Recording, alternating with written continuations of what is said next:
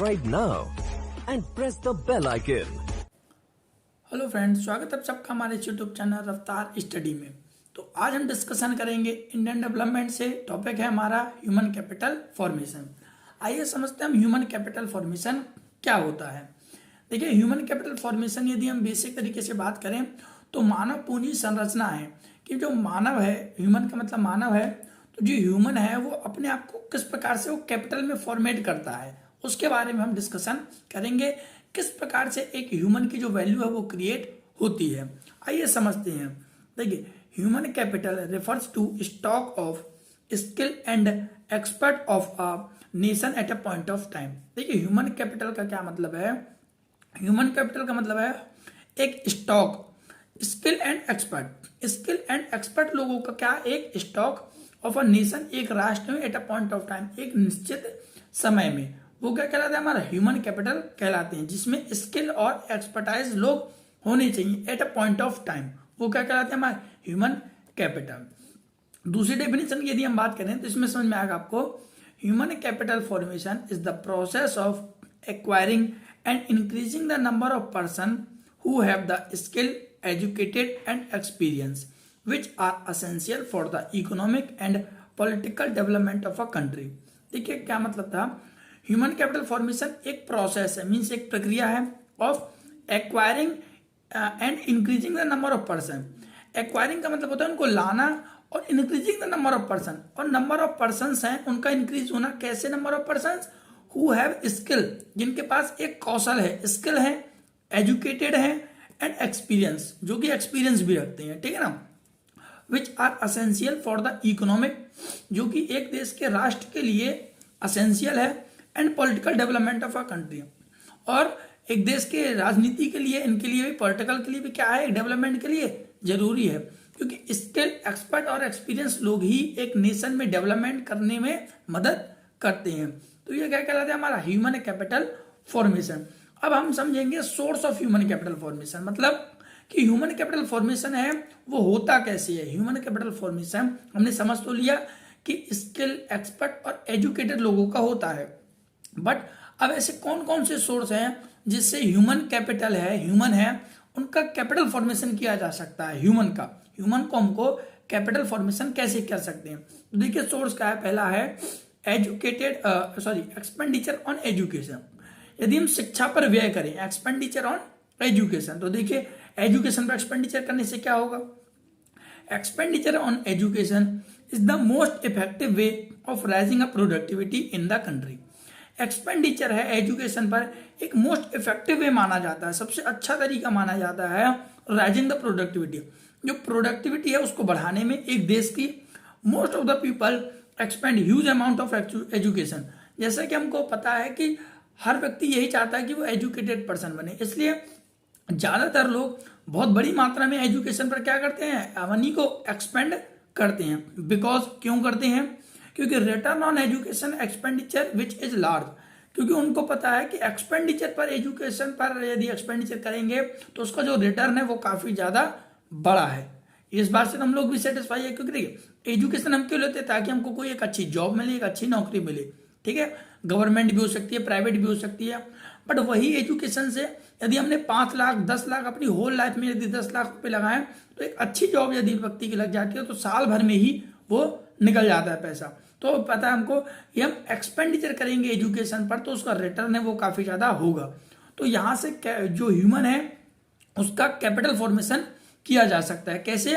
Expenditure on education. Education पर यदि हम खर्चा करें तो ह्यूमन है वो अपने आप को कैपिटल फॉर्मेशन कर सकता है, अपने आप की वैल्यू क्रिएट कर सकता है। यहां से व्यक्ति की वैल्यू भी क्रिएट हो रही है, ठीक है ना।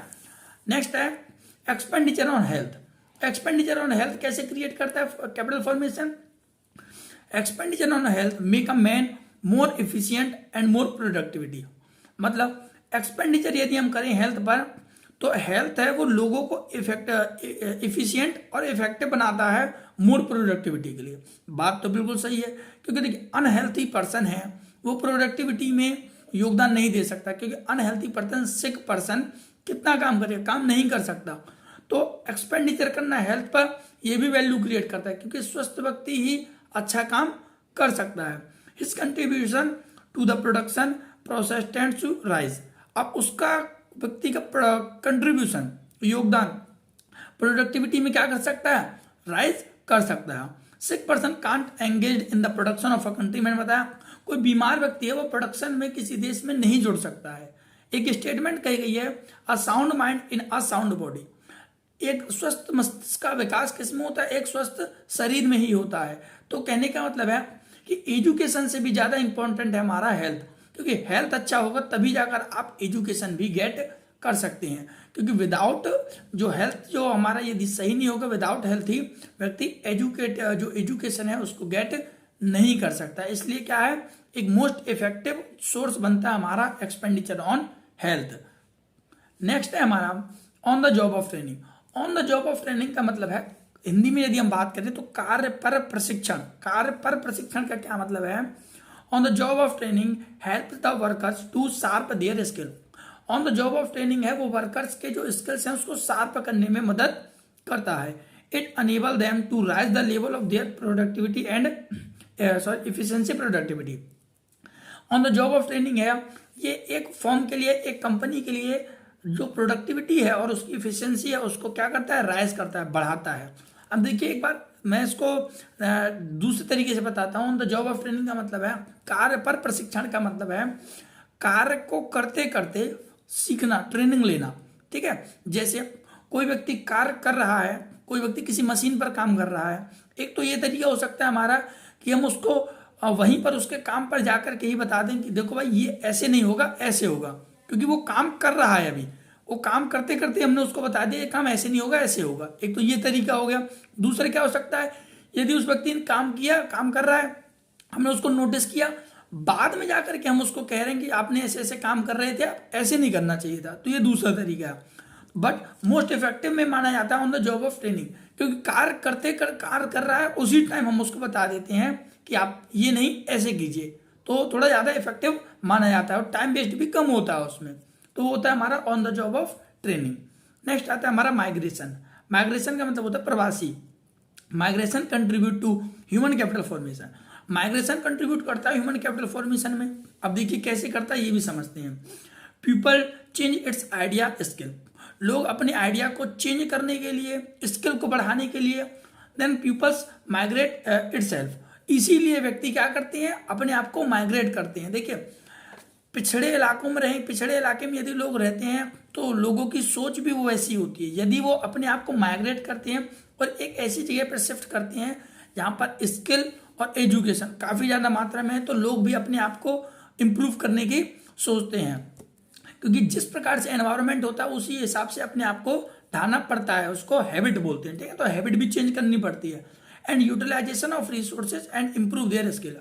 और वो माइग्रेट भी इसीलिए करते हैं ताकि जो रिसोर्सेज हैं उनका यूटिलाइजेशन कर सके और इम्प्रूव कर सके अपने स्किल को। People generally migrated in search of better job and opportunity.